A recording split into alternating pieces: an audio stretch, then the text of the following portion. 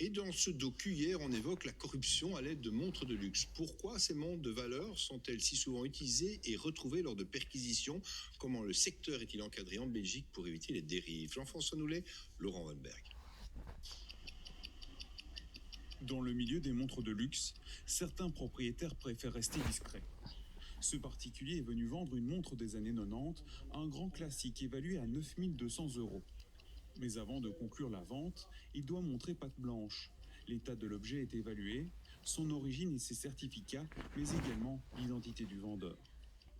Le client est venu 2 fois. On a eu le temps de discuter avec lui, de s'asseoir avec lui, de discuter de son objet. On a eu le temps aussi de vérifier tous les documents qui accompagnaient la montre. Ici, on a le certificat de la montre, on a son mode d'emploi, on a la boîte. Mais un client qui ne va pas nous donner sa carte d'identité, c'est un client qu'on ne veut pas chez nous et avec qui on ne va pas pouvoir effectuer une transaction complète. Certaines montres coûtent le prix d'un appartement.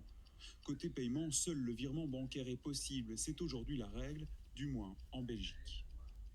En Belgique, il est interdit de payer lors d'un achat entre un particulier et un professionnel, de payer en espèces au-delà de 3 000 €, mais ce ne sera pas forcément le cas dans les autres pays, dans nos pays voisins comme l'Allemagne ou les Pays-Bas. Et globalement, on constate quand même que la réglementation est assez bien respectée.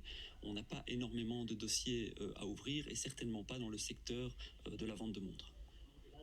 Tu as pris le numéro de GSM de monsieur? Vous avez WhatsApp? Je vous fais un petit WhatsApp avec la preuve de virement dès que je l'ai fait.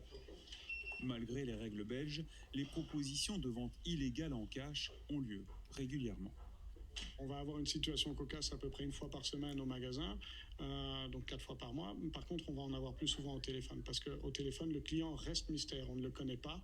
Ces vendeurs trouvent-ils un acheteur en cash en Belgique? Peut-être. À l'étranger, beaucoup plus facilement. Une chose est sûre, ces véritables trésors sont difficiles à suivre. J'imagine que oui, certaines personnes ont plus facile à passer une frontière avec une montre au poignet ou avec même 2 ou 3 montres qu'avec une liasse de cash, forcément. Si ces montres sont saisies dans des affaires judiciaires, on les retrouve principalement au poignet de collectionneurs et de plus en plus de spéculateurs.